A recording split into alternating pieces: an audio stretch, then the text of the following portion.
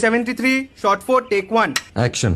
ফুলে যদি এতই কাঁটা গোলাপটা তুই তুললি কেন? প্রেমে যদি এতই ব্যথা সেই প্রেমে তুই ভুললি কেন?